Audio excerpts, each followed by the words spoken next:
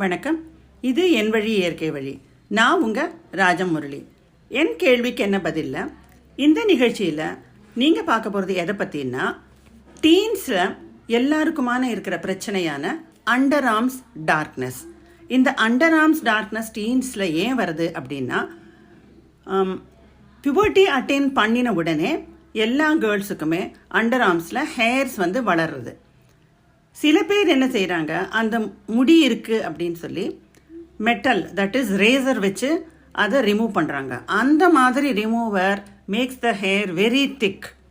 இந்த மாதிரி தொடர்ந்து இவங்க ரேசரை யூஸ் பண்ண அந்த ஏரியாவில் நல்ல திக்காக முடி the skin cos very rough. இந்த ரீசன்ஸ்னால நல்ல டார்க்காக மாறிடும்.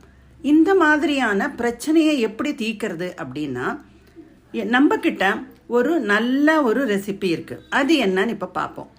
கடலைப்பருப்பு 100 கிராம், கஸ்தூரி மஞ்சள் 100 கிராம், பூலாங்கிழங்கு 100 கிராம், ட்ரை மறிக்கொழுந்து 50 கிராம், ஓமம் 50 கிராம், வெட்டி வேர் 20 கிராம்.